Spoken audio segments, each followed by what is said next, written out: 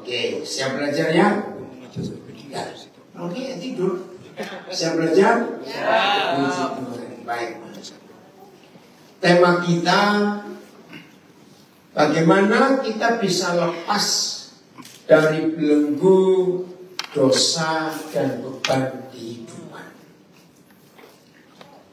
Saudara, kalau kita mendengar kata-kata ini nggak enak semua. Ada beban kehidupan, ada dosa, ada belenggu, nggak ada enaknya. Tapi kita bersyukur manusia tidak bisa lepas dari hal-hal ini. Betul atau salah? Benar. Loh, jawab yang lain. Manusia nggak bisa lepas daripada masalah beban hidup, masalah dosa, masalah belenggu. Manusia nggak bisa lepas. Betul, selalu ada. Oke, saya mulai dari pertanyaan ini. Orang hidup tidak punya uang, itu masalah atau bukan? Betul? Salah. Loh, ayo kita jujur-jujuran. Kalau saudara berkata orang hidup tidak punya uang itu masalah, gak punya uang ya? Berarti orang kaya gak punya masalah. Loh dia. Betul juga. Betul orang kaya gak punya masalah? Enggak. Siapa ngomong betul tadi? Ayo pikir. Kalau saudara nggak bisa diajak mikir berarti nasi sudah naik ke otak. Ayo pikir. Ulangi ya. Pertama saya tanya apa tadi? Orang hidup Ada masalah. nggak punya uang, Masalah. itu masalah. Artinya orang punya uang nggak ada masalah. Loh, kok nggak ngerti? Oke, pelan-pelan. Tadi pertama saya tanya, orang hidup tidak punya uang itu masalah atau tidak? Jujur ya, saudara jawab apa tadi? Masalah. Artinya, kalau orang punya uang nggak punya masalah. Salah. Namanya? Namanya masalah. Setuju masalahnya lain. Iya. Masalah itu dari dunia itu nggak ada lain-lain. Loh. Kalau saudara tidak bisa mengerti fakta hidup ini, maka tema ini nggak akan ada artinya. Yes. Belenggu kehidupan itu justru yang paling berat itu karena uang. Yes. Lihat tadi prosesi gembala kita sudah ngomong uang itu. Oke, saya beri contoh. Maaf ya, jangan tersinggung. Orang kaya punya banyak anak. Orang pas-pasan punya banyak anak. Dua keluarga ini yang kaya dan yang pas-pasan rindu nggak anak-anaknya menikah? Rindu. Rindu. Maaf. Setelah anak-anak menikah, biasanya anak-anak itu baik-baik namanya anak. Maaf. Tapi mantu-mantu belum tentu. Berjawab iya atau tidak? Nah, dalam kondisi seperti ini, yang akan timbul lebih banyak masalah antara mantu dan anak itu yang orang tuanya kaya atau yang pas-pasan. Dua-duanya. Nggak bisa kok dua-duanya. Yang jawab mikir mana yang akan timbul masalah? Yang kaya. Yang kaya. Pak. Oke, kalau itu kita pura-pura kaya sebentar ya. Supaya bisa, itu susah sih tidak ngomong. Ayo, udah. Loh, terus terang belum lebih gampang pura-pura kaya daripada pura-pura miskin. Oh, nggak amin. Iya. Orang miskin nggak usah pura-pura. Wah, pura-pura apa? Nggak lucu orang miskin pura-pura kaya itu pasti ngutang gitu. Justru orang kaya yang bisa pura-pura. Orang miskin nggak bisa pura-pura. Oke? Jadi orang tua yang mana yang mantu-mantunya kan buat masalah? Maaf. Kaya. Yang kaya. Akan tidak sedikit orang tua masih hidup antar ipar Berarti maksud saya antar ipar bagaimana? Rebut warisan. Wah, mulai kasakusuk untuk cepat mertuanya buat warisan. Betul? Ini. Oke, kembali lagi. Saudara tadi sudah berkata orang hidup tidak punya uang itu masalah. Jadi atau tidak saya tanya tadi. Iya. Oke. Artinya orang kaya nggak punya masalah. Benar juga. Loh, gimana sih yang Lebih banyak masalah. Berarti masalahnya bukan pada uang. Masalahnya bukan pada uang. Tapi kalau mau jujur, mana hidup lebih tenang? Orang pas-pasan atau orang yang banyak utangnya? Lebih tenang sih. Ini pasti salah. Gimana jemaatnya bagaimana? Oh, ngedek. Saudara, justru orang yang pas-pasan itu hidupnya lebih tenang. Pengen itu cuma mimpi. Loh, betul tidak? Yang punya banyak uang, pengen tidak keturutan, itu masalah besar. Loh, kok nggak percaya? Setuju saya ngomong ini? Justru orang yang uangnya banyak itu masalahnya jauh lebih banyak. Amin. Tuhan Yesus tidak pernah salah, katakan Amin. hanya Dia satu-satunya pribadi di dunia yang berkata orang kaya itu susah masuk surga. Berarti masalahnya banyak sampai nggak masuk surga. Lalu bagaimana? Nah, silakan kaya asal nggak pelit. Nggak ada yang namanya pelit, semua masalahnya. Ketahuan. Ini lu susah. Kita tiduran saja. Saya ngomong, nggak nyambung. Loh, nggak percaya saya ngomong ini. Ya Pak kembali saya baru saya. Saudara hati-hati dengan uang. Hati-hati dengan uang.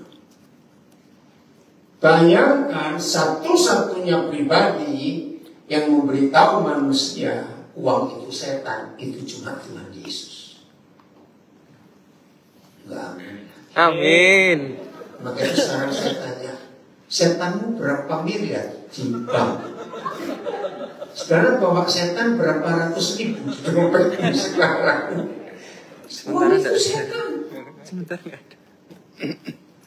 Jadi beban hidup dan belenggu dosa 90 sekian persen itu karena uang.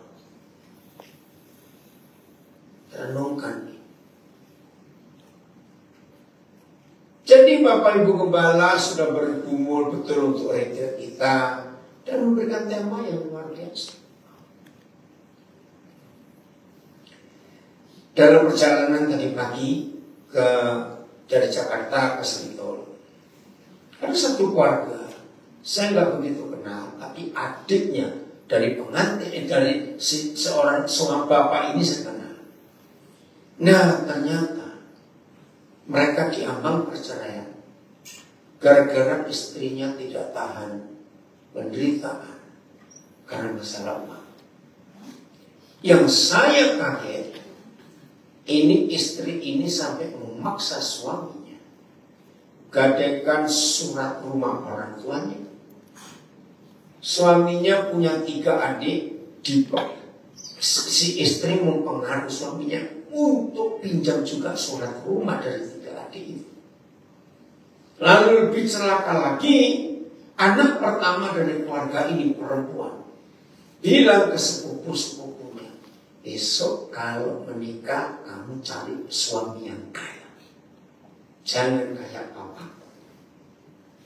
Ini saya kaget saudara. Anak kecil masih SMP bisa punya konsep kalau besok menikah cari suami yang kaya, jangan kayak papa. Saya syok. Bisa bayangkan. Nah dari 3 adiknya 1 itu sudah janda. Suaminya meninggal waktu COVID. Sekarang surat rumahnya digadaikan. Seharusnya hidup nggak ada beban, jadi ada beban. Karena kurang. Mari kita lihat ayat ini, 1 Timotius 6 ayat 8. 1 Timotius 6 ayat 8. Jadi sebelum kita bahas tema kita ini, ayo kita cari sumber beban, sumber dosa, sumber masalah. Ternyata uang. Oke? Baca sama-sama 1, 2, 3. Asal ada makanan dan pakaian cukuplah. Orang yang tidak pernah merasa cukup, yakin utangnya pasti banyak. Betul atau salah? Karena kurang terus. Nah, pinjaman online yang makin banyak. Ngeri sekali ini. Jadi kata cukup itu asal tidak kelaparan dan tidak telanjang. Bersyukur 5 tahun terakhir ini dunia medis menemukan sebuah fakta. Orang yang sering lapar, bukan kelaparan, orang yang sering membiarkan dirinya rasa lapar itu lebih sehat. Pada tahu kata intermittent fasting? Justru melaparkan diri itu ternyata lebih sehat. Tolong catat, ternyata manusia itu tidak perlu makan 3 kali sehari. Setuju tidak? Betul, apalagi usianya sudah lewat kepala 3, masuk kepala 4. Itu sudah harus melatih diri untuk lapar. Dan ketika kita lapar, sel-sel bagus itu makan sel-sel jahat. Ini penemuan yang luar biasa. Maka itu Alkitab itu menulis dan diakui oleh dunia kedokteran, 80% penyakit manusia karena mulutnya rakus. Katakan amin. Setuju ngomong ini? Itu firman. Wah, itu luar biasa. Dan di antara semua teori diet, puasa, ternyata istilah intermittent fasting ini paling gampang diikuti dan paling sehat. Berbahagialah yang tidak rakus. Amin kan? Berbahagialah yang sering merasa tahan lapar. Apalagi bisa jam 8, jam 20 ke atas. Begitu rasa lapar, jangan diisi perutmu. Pegang perut, ketok-ketok, cukup ya perut cukup. Jangan makan lagi. Lu serius cukup. Besok lanjut. Serius. Jam 20 ke atas nggak makan itu sehat itu. Justru kalau kita mau tidur, perut itu cukup. Ya, cukup bukan lapar. Tidurnya nyenyak. Kok nggak ada yang ngamen sih? Amin. Kayak setuju sama ini bagaimana? Oke. Agak berat. Enggak lah bertapangannya. Jadi kata cukup itu sudah dibuktikan dari generasi ke generasi. Orang yang bisa berkata cukup dan merasa cukup. Dengar ya, ini serius.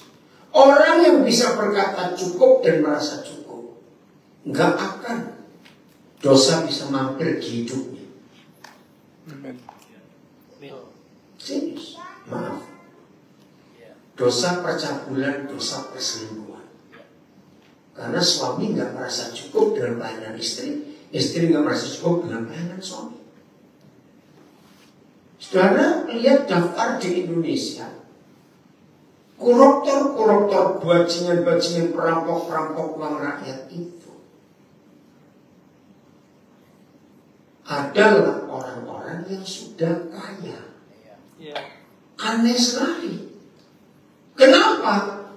Karena kurang, nggak cukup, ada kaya. Ini yang kita harus tahu. Orang yang tidak bisa berkata cukup, selalu akan ngambil yang lain. Jadi tema di sesi ini bebas dari belenggu dosa dan beban kehidupan. Itu ternyata akan selesai kalau kita bisa berkata cukup. Ya. Yes. Dan teori ini, fakta ini sudah diakui oleh seluruh dunia. Saya lihat sejarah tokoh-tokoh hebat di dunia yang akhir hidupnya penuh penderitaan, itu pasti karena mereka nggak merasa cukup. Kalau saya sering baca biografinya Nikola Tesla, itu orang hebat. Orang hebat. Penemuannya bisa digunakan, dipakai sampai hari ini. Tapi hidupnya sampai dia meninggal sederhana, kalau nggak dikatakan miskin. Padahal dia orang hebat. Karena Nikola Tesla berkata yang penting orang lain bisa menikmati apa yang aku temukan. Jadi berhenti berbuat dosa dan mengurangi beban kehidupan.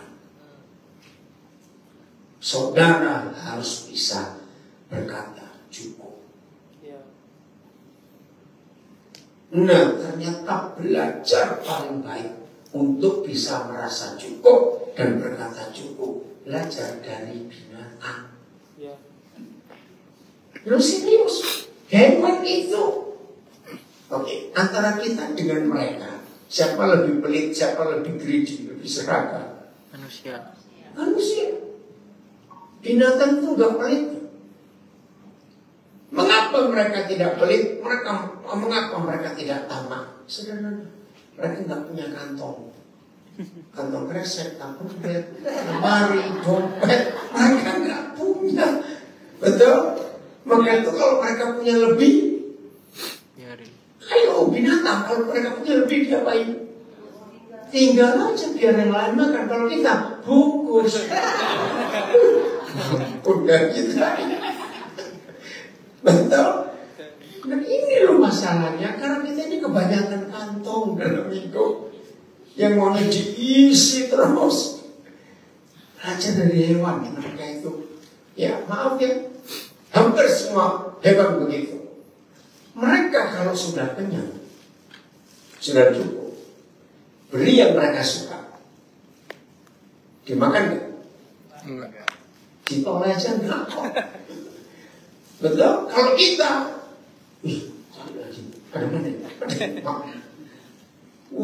jadi tema ini akan kita alami dalam hidup. Kalau kita bisa berkata cukup. Amin. Hati-hati dengan rasa kurang. Hati-hati.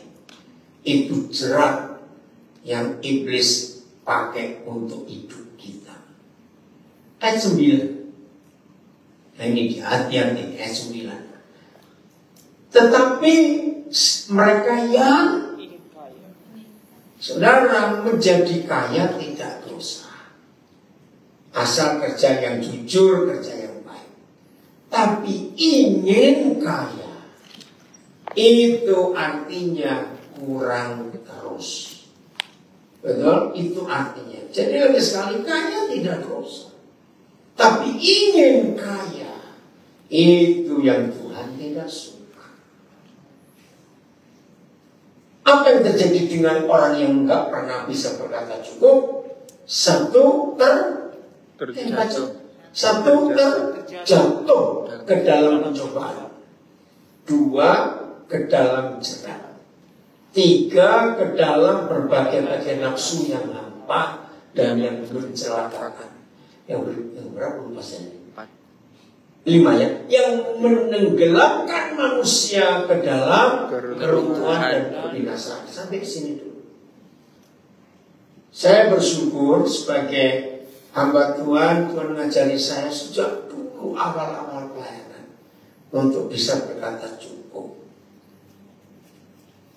Suatu kali ada orang kaya tersinggung saya mengajarkan hidup cukup ini. Wah, saya lagi ngajar begitu, dia marah-marah. Sepertinya bapak ini sombong, gak perlu duit ini, pokoknya macam-macam. Saya tahu bapak ini di sekolah itu gak perlu duit pokoknya. Saya diam saja. Sudah selesai, saya bilang gini, nggak mungkin saya nggak butuh duit. Cuma ini ilustrasi yang Tuhan beri. Tolong catat, saya bersyukur. Kapal, perahu, butuh air tidak? Butuh. Kalau kapal nggak butuh air, itu kapal hiasan di lemari. Betul tidak? Betul. Itu nggak butuh air. Saya bilang kepada orang itu, saya ini kapal, air itu uang. Saya tidak mau bodoh. Saya tanya, walaupun kapal itu butuh uang, apakah kapal izinkan air masuk? Enggak. Tidak. Kenapa? Tenggelam. Tenggelam goblok. Nah, maka itu penting. Jadi orang yang ingin kaya dan tidak merasa cukup itu orang paling bodoh. Mengizinkan air masuk ke dalamnya, ya pasti tenggelam. Jadi ingat, semua beban kehidupan dan semua dosa yang menjerat, 90% itu masalah uang. Ya. Ingat itu baik-baik. Belajar untuk bisa berkata cukup dalam hidup. Mari, ayat 10. Karena baca. Karena Akar segala kejahatan ialah cinta uang. Bedakan perlu uang dan cinta uang. Itu beda. Kalau perlu, ya semuanya. Kalau cinta, setelah dapat nggak mau dibagi. Coba, kalau saudara cinta barang ini, cinta seseorang, terus dibagi-bagi. Enggak. Ya sudah. Kalau kita nggak cinta uang, baginya enak. Punya orang aja di. Enggak. Amin. Kalau cinta, pokoknya rapat sekali. Kan dicintai. Betul. Akar. Apa kata lain akar? Sumber. Apa? Dasar. Itu akar segala kejahatan. Maaf yang belum tahu gak usah tahu. Yang sudah tahu ngikuti pasti. Sekian banyak tahun saya menjadi hamba Tuhan, saya melihat gereja yang kacau, suka bertengkar, itu pasti yang banyak duitnya. Gereja yang pas-pasan, aman-aman, belum betul, karena nggak ada setannya. Serius. Maka itu tadi saya beri contoh, orang tua kaya punya anak-anak dan punya mantu, dengan orang tua pas-pasan punya anak punya mantu. Yang aman itu pas-pasan, karena setannya pas juga. Tapi yang kaya, setannya kelebihan, makanya ribut terus. Saudara, ini fakta yang kita harus mengerti dalam hidup. Karena akar segala kejahatan dengan cinta uang. Terus sebab oleh memburu uanglah beberapa orang telah menimpa beriman dan menyiksa dirinya dengan berbagai duka. Ini kan beban hidup. Betul gak? Ini kan beban hidup. Yakinkan diri kita, kalau kita bisa berkata cukup, nggak akan utang. Catat itu baik-baik. Orang yang suka utang jangan tersinggung. Tapi saya sengaja nyinggung supaya bertobat. Orang yang suka utang itu karena merasa kurang terus. Kita harus bertobat sekali. Ternyata kalau kita bisa berkata cukup, kita tidak akan menyiksa diri kita dan berbagai-bagai berikut. Tolong ya, yang masih suka pinjaman online suruh bertobat, itu jahat sekali. Saya marah pada yang punya pinjaman online, enak saja mereka. Tapi bersyukur kalau ada ini hukum di Indonesia, pinjaman online itu asal dikembalikan, pokoknya nggak ada tuntutan apa-apa. Jangan punya konsep bayar utang pakai utang. Itu orang yang double goblok. Setuju? Setuju. Jangan sekali-kali bayar utang pakai utang. Itu celaka sekali. Betul tidak? Serius kan? Kalau saya pakai kalimat ini, hidup ini sudah berat walaupun nggak utang. Enggak jawab. Betul. Enggak ya? Enggak ngutang aja sudah berat, ditambah utang. Goblok yang kita tolong suami istri awas. Jangan dari bangun pagi sampai mau tidur malam ngomongin duit. Lo ada nggak keluarga seperti itu? Ada. Banyak. Jadi lebih baik ngomongin yang lain. Mulai ayat 5. Mulai ayat 5, 1 Timotius 6 ini bicara uang semua ternyata. Dan keren itu ayat 5. Enfanter, kamu bacakan TSI-nya ya, yang di situ. Percekcokan antara orang-orang yang tidak lagi berpikiran sehat dan yang kehilangan kebenaran. TSI. Gara-gara apa Pak? Yang cepetan. Yang mengira ibadah itu adalah suatu sumber keuntungan. TSI. Maaf, tidak ada agama di dunia yang tidak ribut masalah uang. Agama apa saja. Saudara, maaf, ternyata sudah ditulis beberapa ribu tahun yang lalu. Coba dengarkan TS-nya. TS itu terjemahan sederhana Indonesia. Membaca. Dengar ya? TSI. 1 Timotius 6 ayat 5. Oh, ada di situ ya. Oh ya udah, oke baca. Beda. Yang TSI. Pikiran orang semacam itu sudah menjadi kacau sehingga mereka tidak mampu lagi membedakan yang salah dan yang benar. Itulah sebabnya mereka selalu menimbulkan pertengkaran. Mereka pikir menjadi guru agama yang terhormat adalah jalan untuk mendapat kekayaan. Menjauhlah dari orang-orang seperti itu. Menjauhlah dari orang-orang seperti itu. Saya tanya, saudara pernah kenal ada pendeta model begini? Banyak. Nah, itu dia. Jadi sejarah mencatat money laundering, pernah dengar kata itu? Pencucian uang. Itu ternyata yang paling aman dalam agama. Jadi orang-orang kaya karena hasil kejahatan itu dicucinya di dalam lembaga-lembaga keagamaan.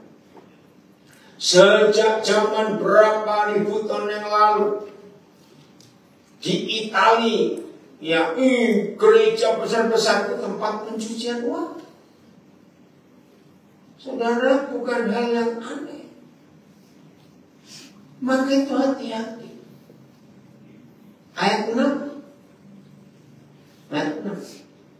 Memang ibadah itu kalau disertai rasa cukup memberi keuntungan besar. Nah, kembali kata cukup. Bukan cari kekayaan lewat agama atau ibadah. Makanya hati-hati kalau ada di antara saudara yang online ini beribadah di sebuah gereja yang penanganannya uang materi terus, hati-hati. Lebih baik cepat keluar, jangan kelamaan di situ. Serius, yang 7. Sebab kita tidak membawa suatu apa ke dalam dunia dan kita pun tidak dapat membawa apa-apa keluar. Nah, ternyata kata cukup itu kalau kita selalu sadar bahwa waktu kita lahir dulu pakai celana langsung. Menakutkan pada bayi yang pakai celana. Kapan pakainya? Oke, nah ini ayat. Ternyata semua kita ini dulu pernah miskin. Amin. Saya ulangi. Kalau menurut ayat 7 1 Timotius 6, ternyata semua kita ini dulu pernah miskin. Kenapa? Karena lahir tanah. Nah, kalau kita selalu ingat sudah pernah miskin, jangan takut miskin lagi. Dan buktinya waktu kita miskin hidup enggak? Hidup. Ya sudah. Kita hidup kok nggak mati. Saudara, ini konsep yang penting. Saya ingatkan, kalau setuju bertanya yang betul. Hampir 90% masalah rumah tangga itu pasti masalah uang. Benar. Ketika uang selalu jadi pokok pembahasan, pokok pembicaraan, berarti keluarga itu sedang fokusnya ke setan. Nah, betul nggak? Karena kondisi berkata uang itu Apa? uang itu setan. Wah, itu setan. Jadi coba jujur pada diri sendiri. Berapa persen pembicaraan kita di rumah tentang anak-anak, tentang kesehatan, ya tentang macam-macam lah. Dan berapa persen yang kita pakai untuk bicarakan uang. Tolong perhatikan persentase ini. Karena di situ kita akan menemukan fakta. Beban hidup nggak perlu tambah. Biar yang ada. Oke? Kita lihat sekarang Matius 6. Matius 6. Mulai ayat 31. Matius 6, 31. Baca sama-sama. 1, 2, 3. Sebab itu janganlah khawatir. uang kata kamu ganti saya. Ulang. 1, 2, 3. Sebab itu janganlah saya khawatir dan berkata, apakah yang akan saya makan, apakah yang akan saya minum, dan apakah yang akan saya pakai. Sejak zaman dulu sampai zaman nanti kapan lagi, maka 3 hal ini sebagai bahan masalah hidup. Tentang apa? Makan, minum, pakai. Betul? Ini beban hidup. Tapi sebetulnya enggak ini beban. Oke. Ayat 32. Semua itu apa? Segala.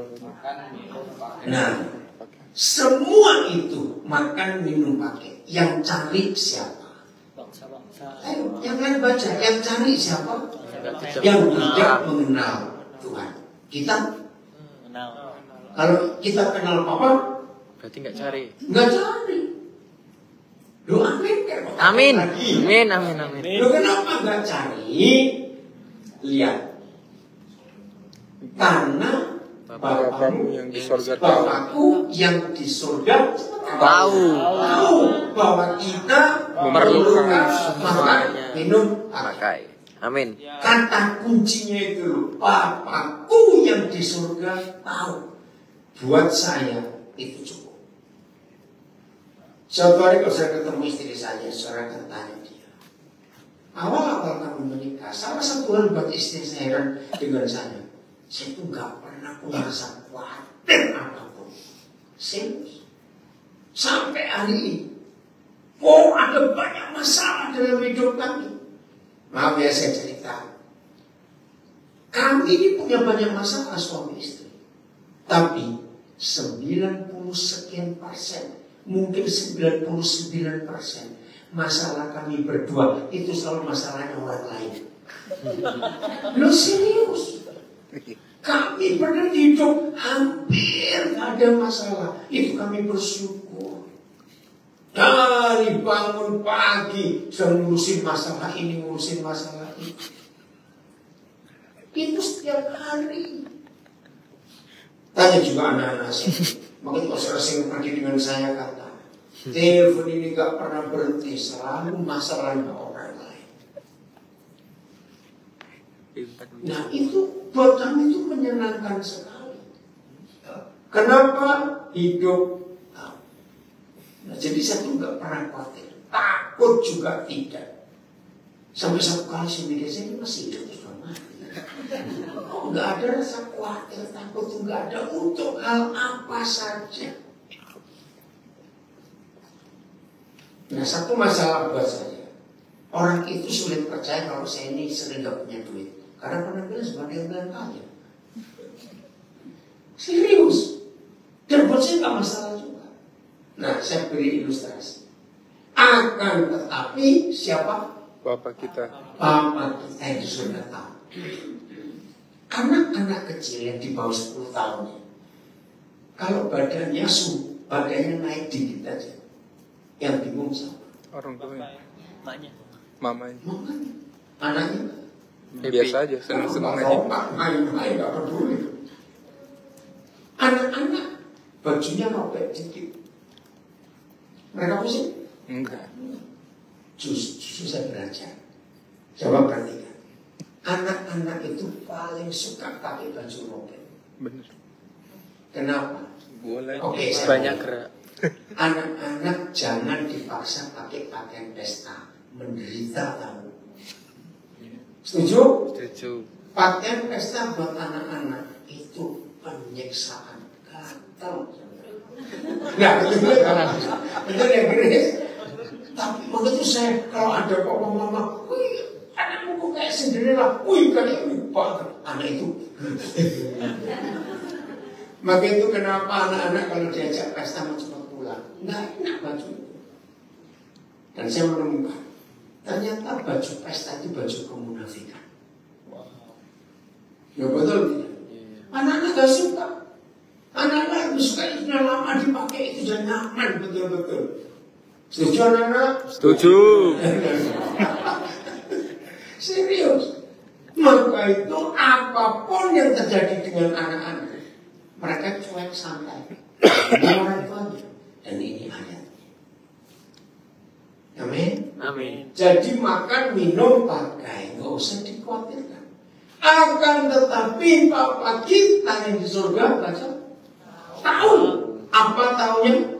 Bahwa kita memerlukan semuanya itu. Amin. Tidak. Tetapi Carilah dulu kerajaan surga dan kebenarannya, maka semua. Semuanya doa. Maka Semuanya. Makan minum pakai. Makan minum pakai. Makan minum pakai akan ditambahkan kepadamu. Ayo kita bongkar. Apa bedanya diberikan kepadamu dan ditambahkan kepadamu? Bedanya apa? Ayo cepat. Ini kita ini kurang ajar, saudara. Di sini nanti begitu bubar ini melek lagi.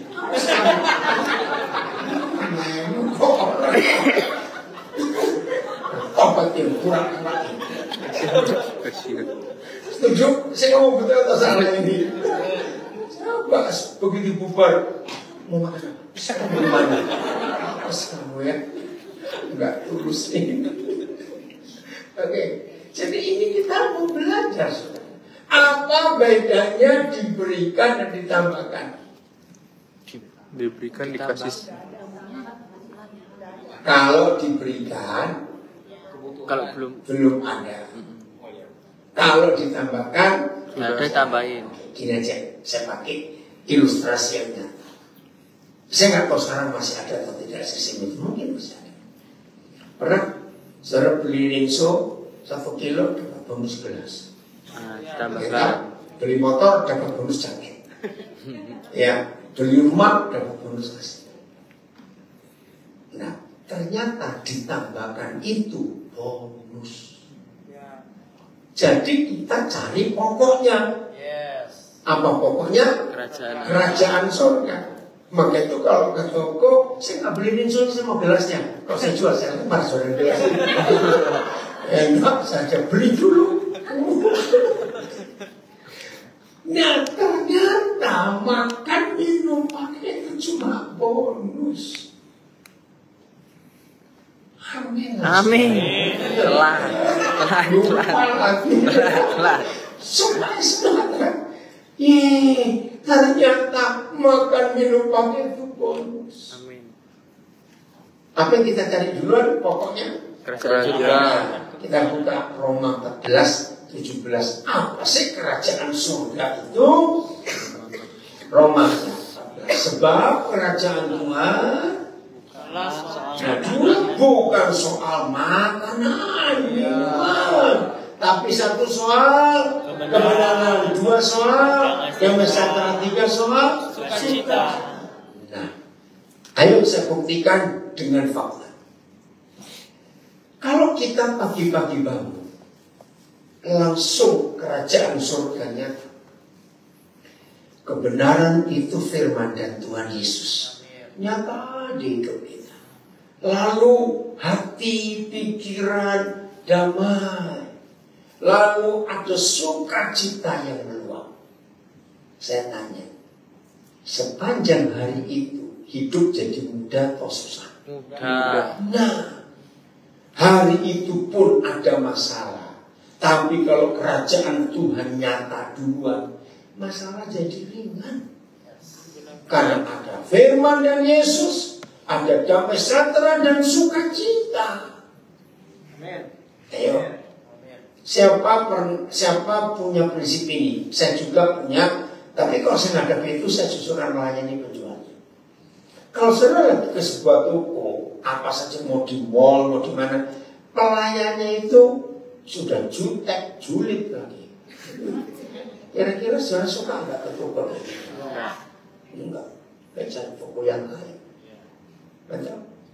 Kalau pagi-pagi bangun tidak ada kerajaan surga, pasti yang ada kerajaan neraka. Betul? Bawaannya marah saja, wajah sudah jelek, tambah jelek. Betul? Wajah jelek ada surga masih lumayan. Oh, enggak amin. Amin. Betul? Wajah cakep, cantik, tapi setannya banyak. Ngelihat aja enggak. Wah. Jadi sepanjang hari, walaupun hari ini ada masalah, tapi kalau pagi-pagi kerajaan surga nyata dulu aja, cuma 3 isinya. Apa tadi? Kebenaran, itu firman dan Tuhan Yesus, damai sejahtera dan sukacita oleh Roh Kudus. Wah, kalau sepanjang hari itu kita hidup diawali dengan pagi, ada kebenaran, ada firman, ada Yesus, ada damai sejahtera, sukacita. Yakin seberat apa masalah hari itu tetap jadi enak untuk kita hadapi.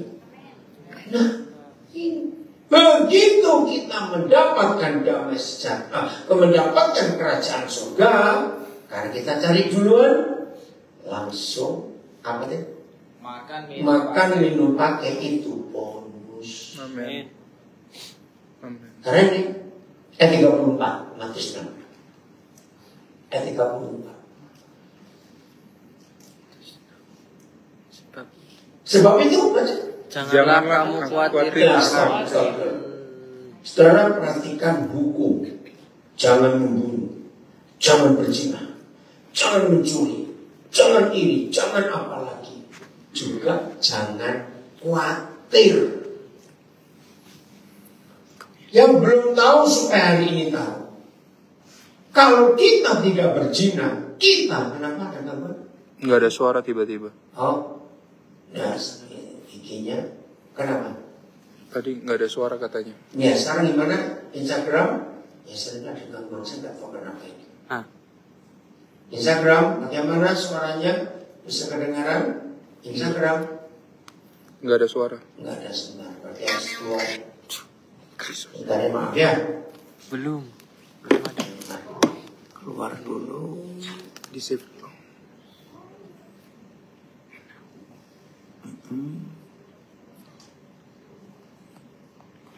Oke deh, nanti aku yang bikin. Ya, oke, saya langsung saja nanti diisi. Oke. Ya, ulangi lagi. Sudah. Ya, maaf. Jadi kalau kita tidak berzina, tidak membunuh, tidak mencuri dan sejenisnya, tapi khawatir, sama nggak bahwa itu berdosa? Ya. Ternyata dosa khawatir itu artinya, maaf ya, orang anak-anak Tuhan yang hidupnya khawatir. Saya tanya, khawatir itu nambah beban hidup? Ya. Berat toh? Oke. Ternyata kalau ada murid-murid Tuhan Yesus, anak-anak Bapa di surga, khawatir. Ampuni saya Tuhan, saya cuma ngomong. Orang itu menganggap Tuhan goblok dan tidak berdaya. Oh. Loh, ya atau tidak? Ya. Selama kita menganggap dia maha kuasa, hebat, nggak ada kekhawatiran. Setuju saya ngomong ini? Hanya ada satu cara untuk hidup tidak khawatir. Kenali Bapa kita. Mengenali dia itu makin teguh kita. Saudara ingat, dosa-dosa juga semua sebagian besar itu penyebabnya karena uang. Maka timbul dosa, timbul kejahatan, semuanya rasa nggak cukup.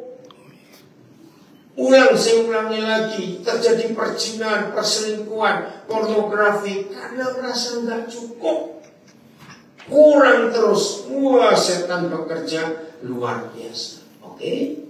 Jadi kalau Tuhan Yesus berkata, sebab itu janganlah saya khawatir. Kenapa? IG-nya nggak nge-record. Yang tadi. Iya, ini IG-nya Sekarang nggak pun nge-record. nggak ngerecord. Nggak apa-apa, biar tinggal aja. Maaf ya, yang ini keluar aja, nanti ke Facebook. Ya, saudara perhatikan. Mulai hari ini jangan anggap enteng, khawatir. Itu dosa besar. Oke? Janganlah kita khawatir akan hari besok. Karena hari besok mempunyai kesusahannya sendiri. Kesusahan sehari cukuplah untuk sehari. Oke, ini bicara beban hidup. Ya, tema kita lepas daripada belenggu dosa dan belenggu beban kehidupan. Saya minta saudara memberi saya angka kilogram. Beban hidup sehari itu berapa kilo? Cepat kasih angka. 10. Maka 5 kalau 10. 50. 31. Oke, saya percaya Kristus. Iya. Kebanyakan. Oke, 31 kilo sehari. Handphone saya ini kalau ditimbang ada 1 kilo enggak? Enggak. Kalau cuma berapa ratus gram. Tapi kalau saya angkat 2 jam, berat. Sehari. Makin parah. Jadi berat. Berarti 3 hari saya nggak turunkan handphone ini. Berarti nggak harus stres. Beban hidup 1 hari itu 31 kilo. Maka saya Grace, benar. Ada nggak orang khawatir tentang tahun yang lalu masih dibawa sampai hari? Ada? Kalikan. 365 kali 31 kilo. Cepetan berapa? Jangan dulu. Nanti cara hitung. 900 kilo. Wih, lebih 900 kilo. Gimana? 365 kali 31. Ada orang khawatir tentang 2 minggu akan datang? Tambahkan lagi berapa kilo. Dan ada orang ngobrol seperti itu. Dipikul semua di hari ini. Jadinya bukan cuma berat, gepeng-peng tahu. Tahu? Loh, betul tidak? Nah, ini beban hidup yang sudah lalu masih dibawa ke hari ini, yang belum ada dimunculkan ke hari ini. Coba hitung, saudara. Berapa berat hidup orang seperti itu. Tuhan Yesus tidak berkata, jangan pikirkan hari esok. Salah. Hari esok kita harus mikir untuk merencana. Tapi yang Tuhan bilang jangan Khawatir. Nah, beda. Jangan khawatirkan dari esok. Apalagi kalau satu hari beban kita 31 kilo. Dan ada orang khawatir sejauh itu. Aduh. Kita harus tahu. Saya beri contoh lain lagi. Kapan di terakhir Air India yang kecelakaan? Kalau dipikir ya sekarang, tiap kali ada berita kecelakaan pesawat terbang, logikanya bandara sepi atau tetap ramai? Logikanya Sepi. sepi karena orang takut. Tapi buktinya ramai terus itu. Artinya apa? Kalau Kalau kita bisa seperti para penumpang pesawat itu, jawab, yang mana kan situ, aku kan tidak. Ngerti gak terus ini? Kalau kan nanti mati juga kecelakaan juga gak tahu. Boleh bisa berkata kalimat ini? Jadi hari ini saudara harus mengerti. Saya pakai istilah. Orang yang mikir pasti gak khawatir. Orang yang khawatir pasti gak bisa mikir. Betul atau salah? Benar. Ulang ya. Orang yang mikir, kita dari esok ya, planning ini, rencana ini, pasti gak bisa khawatir. Tapi orang yang khawatir pasti gak bisa mikir. Betul? Saya tanya, makin tua usia kita, harusnya kita makin pintar atau tidak dari hidup? Lu jawab kok tawa. Harusnya makin tua usia kita makin pintar tidak? Oh, tersinggung nggak bisa tersinggung. Saya tanya lagi, harusnya makin tua usia kita makin pintar atau tidak? Karena pengalaman. Saya tanya, sepengetahuan saudara semua, dulu kita sering khawatir nggak? Ayolah jawab. Sorry. Sebetulnya khawatir itu bukan barang baru, itu barang tua. Sudah sering. Setuju saya ngomong ini? Pertanyaan, menurut saudara, yang kita khawatirkan terjadi faktanya itu kecil atau besar? Kecil. Kecil sekali, bahkan berapa kali yang kita khawatirkan tidak terjadi. Jangan saja, pintar sedikit itu ya. Nanti kalimat ini, maka itu seharusnya kalau khawatir datang lagi, kita harus ngomong, iya lu lagi, gua akan kenal. Amin. Amin. Lu lagi. Ya tahun 77 pernah muncul. Tahun 79, tahun 81, tahun 90 lo ada. Gua masih ada sampai sekarang, gak ada apa-apa. Amin. Lu iya atau tidak? Iya. Ya sudah. Dari prinsip ini, hidup beban berat? Enggak. Ayo jawab, beban berat? Enggak. Sudah biasa. Badan aja. Apa yang kita mau khawatirkan lagi? Kalau ada apa yang baik atas hidup kita. Amin. Maka itu serius saudara untuk hal ini. Jangan kita mau dibodohi lagi oleh sejarah. Renungkan, yang belum pernah bisa berkata dan merasa cukup, hari ini harus ambil keputusan. Orang yang bisa berkata cukup dan merasa cukup, bakal sering khawatir tidak? Jawab, bakal sering khawatir tidak? Tidak, karena cukup. Wih, hidup jadi indah, hidup jadi menyenangkan. Maka itu tidak ada lagi yang bisa memberatkan hidup. Dan yang terakhir, dosa. Dosa itu bukan beban, tapi ingin itu beban. Saya ulangi, dosa itu bukan beban. Keinginan. Kenapa? Ya karena sudah ada.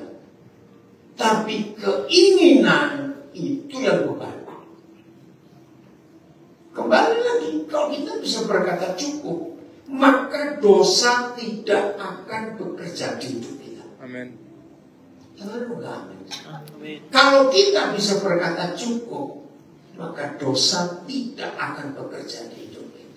Amin. Oke, gini aja supaya dari saudara sebutkan 3 macam dosa yang seringkali membelenggu, mengikat orang itu. Apa? 1, 2, 3, cepat. Ingin kaya, iya. Ingin kaya itu beban besar. Kenapa? Orang itu jadi tamak. Orang yang ingin kaya itu pasti muncul takut miskin. Betul? Takut miskin itu beban atau tidak? beban. Wah, itu metabolisme tubuh bisa terganggu. Orang yang takut miskin itu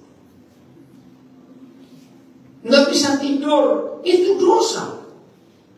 Karena apa? Pikirannya kemana-mana. Oke, yang kedua apa? Apa?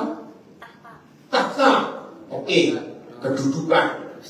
Ya, supaya orang melihat, wih, aku hebat. Stop. Orang kaya bisa mati? Bisa. Presiden, raja, jenderal bisa mati tidak? Bisa. Harta itu pun nggak bisa menghidupkan kita terus menerus. Bahkan juga kan bisa pensiun. Untuk apa? Kejar itu. Biar kaya. Jadi kalau kita hidup betul-betul bisa berkata cukup, dosa itu nggak jadi masalah. Karena kita butuh. Sudah cukup di sini saja. Ada kita pakai, bisa kita dapatkan, enggak itu besok. Saya pernah dapat ilustrasi, cuma saya nggak tahu yang buat itu siapa. Bagus. Suatu hari ada seekor anak ayam diskusi dengan mamanya. Mama ayam pasti. Ma, jadi orang itu enak ya. Maksudku bisa ada pesawat, bisa ini, bisa itu. Jadi kita kok gak enak? Ini mama ayam bijaksana. Nah, kamu salah. Jauh lebih enak jadi ayam daripada jadi orang. Mama. Orang nak, sekaya apa, sekeren apa, sehebat apa. Kalau mati namanya sama, mayat. Kalau kita mati, ayo geprek, ambil kaki. Betul juga. Saya nggak tahu yang buat ini siapa, tapi saya setuju. Betul nih kan? Ayo enak ayam buat kita. Sederhana, tapi itu fakta dalam hidup. Ayam saja bisa bersyukur walaupun tak nanti mau digoreng. Oke, ngerti ya? Nah, jadi hati-hati dengan dosa. Saya ulangi lagi, itu bukan sumber masalah. Sumber masalah itu keinginan ini. Ayo kita taklukkan keinginan kita dengan bisa dengan berkata cukup. 1 Petrus 4 ayat 1. Ini yang terakhir. Firman Tuhan ini akan menolong kita untuk kita hidup itu nggak ada belenggu, nggak ada beban. Hidup itu indah sekali. Petrus bermulis 1 Petrus 4 ayat 1. Nah, baca sama-sama. Jadi karena Kristus telah menderita penderitaan badani, maka kita pun harus juga mempercayai diri kita. Jadi satu-satunya cara saudara dan saya berhenti berbuat dosa bukan dengan doa puasa, bukan dengan doa kelepasan, bukan rajin baca Alkitab, bukan rajin doa, tidak, rajin pelayanan, tidak. Apalagi sudah memberi persembahan, hanya ini yang Tuhan sediakan untuk kita berhenti berbuat dosa, yaitu menderita secara fisik. Oke, saya perjelas. Dosa itu enak atau tidak? Enak, nggak ada dosa nggak enak. Kalau dosa nggak enak, neraka kosong. Nah, yang enak itu dilawan dengan yang tidak enak. Yang tidak enak itu namanya menderita.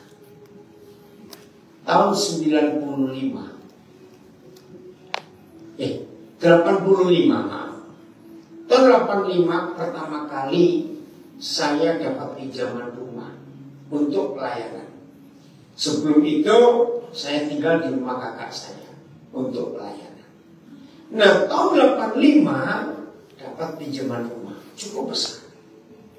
Nah, saya juga bingung kenapa dapat pinjaman rumah sebesar ini. Ya akhirnya nggak tahu dari mana ceritanya. Ada teman-teman saya yang anak-anaknya kena narkoba dititipkan ke tempat itu. Dia tahun 85. Nah, saya dulu nggak ngerti apa itu sakau, juga nggak ngerti. Waduh, satu persatu datang. Saya belajar akhirnya. Ternyata kata sakau itu adalah penderitaan yang begitu mengerikan. Dan hanya bisa diatasi untuk dia nggak sakit ya, makan narkoba lagi. Saudara, dengan pertolongan Roh Kudus, saya nggak tahu mau tanya siapa waktu itu. Sampai ada satu keluarga punya 5 anak, 4 laki, 1 perempuan.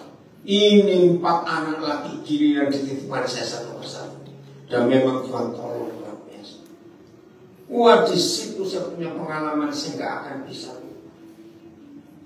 Saya lagi meleng sedikit, cocok dengar bang gitu. Apa ini? Wah, ternyata waktu dia sakau, saya nggak boleh pakai obat. Saya cuma peluk, saya cuma nyanyi, saya bacakan firman, saya bilang kuat, kamu pasti kuat. Ternyata dia kepalanya dibetulkan ke tembok. Wih, saya pernah melihat fakta, maaf ya, orang yang sadar betul jambak rambut itu sakit. Sakit. Ini jambak rambut bisa satu kepal ini sampai kepala saya kok sakit. Karena malam-malam selama berapa minggu boleh nggak saya duduk di bak mandi karena rasa panas. Ya saya terpaksa duduk. Banyak kisah-kisah itu. Maka itu saya bisa ngerti. Yang pernah terikat rokok, kalau saudara tidak mau menderita, nggak akan lepas. Nanti nggak yang pernah rokok ya. Ternyata nikotin jahat sekali. Orang yang berhenti rokok itu katanya kalau dengar cerita mereka kayak tulang dicabut di semua, kepala ini pening, mulut ini ada semuanya. Tahan kita, termasuk judi. Kalau orang itu siap menderita untuk nggak judi, itu perjuangan. Termasuk pornografi, termasuk perjuangan. Pokoknya semua jenis dosa hanya bisa berhenti kalau kita menderita secara fisik. Enggak enak semuanya. Yang ini saya rasa. Tolong saudara yang sedang bergumul masalah ini beritahukan. Saya itu nggak ngerti. Rata-rata mereka yang sakau itu kalau 3 hari mereka tahan, tidak mau mengkonsumsi narkoba lagi, hari keempat itu bebas, Pak. Termasuk rokok. Saya kaget, ya kenapa 3 hari ini? Nah sejak itu saya ngerti, kuat ya kamu kuat. 3 hari saya temanin kamu, ayo kamu harus bisa. Buang pikiranmu untuk mengkonsumsi barang itu lagi. 3 hari. Hari kebangkitan. Hebat tuh angka 3 itu. Jadi siapa yang hari-hari ini sedang terikat dengan masalah uang dan dosa, lakukan firman ini. Siap menderita secara fisik. Pasti akan stop dosa. Dan kalau bisa hidup seperti ini, hidup itu indah, menyenangkan, sukacita yang luar biasa. Jadi saya ulangi lagi, dosa tidak bisa di stop hanya karena doa kelepasan. Malah saya nggak setuju doa kelepasan. Itu jalan pintas. Enggak. Harus dari diri kita sendiri. Maka kesimpulannya, semua beban hidup, semua masalah ikatan belenggu semuanya itu pilihan kita, mau atau tidak. Kalau semua kita berkata, stop, aku tidak mau, hidup secara luar biasa. Tepuk tangan buat diri sendiri. Termasuk suami istri yang rajin bertengkar, stop bertengkar. Menderita, besok kita pasti menang. Tuhan memberkati kita semuanya. Haleluya.